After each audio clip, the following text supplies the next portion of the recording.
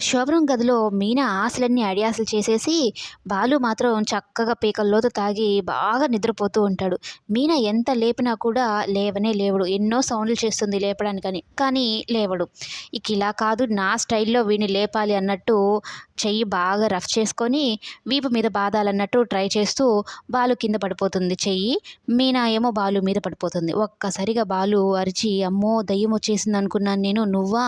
నువ్వేమన్నా పొట్లకాయ ఇంత పలచగా ఉన్నాననుకుంటున్నావా తల్లి? చాలా బరువున్నావు, లే పైకి" అనైతే చెప్తూ ఉంటాడు.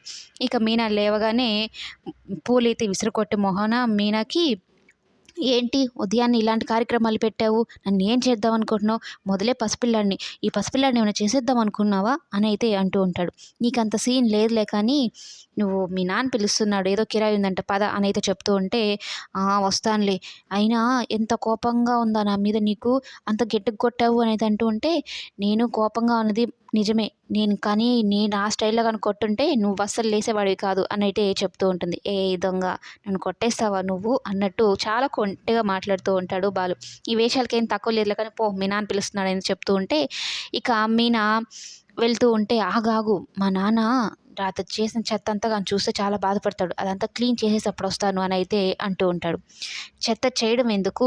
మళ్ళా క్లీనింగ్ ఇవన్నీ ఎందుకు? నేను క్లీన్ చేస్తాలే కానీ నువ్వు వెళ్ళు" అన్నట్టు చెప్తూ ఉంటుంది మీనా. "ఏం అవసరం లేదమ్మా. ఈ వంకతో ఇంకేదేదో చేద్దామనా? అలాంటి ఏం అవసరం కాదు, అలా అవసరం లేదు. బాలు నీకు దేనికి లొంగడు" అనైతే చెప్తూ, "ఎవరు చెత్త చేశారో వాళ్ళే క్లీన్ చేస్తారు. అండర్‌స్టూడ్" అన్నట్టు మీనాని చూస్తూ ఉంటాడు బాలు. ఇక మీనా ఏమో, "వీడికి వేషాలే కాదు అన్నీ ఎక్కువే" అని మీనా బాలుని చూసి తిడుతూ ఉంటుంది. మొత్తానికి వీళ్ళిద్దరి మధ్యన అపార్థాలు కాస్త పెరిగి పెద్దవుతూనే ఉన్నాయి. వీళ్ళిద్దరు ఎప్పుడు కలుస్తారో ఏంటో అనేది కమింగ్ ఎపిసోడ్స్‌లో చూద్దాం.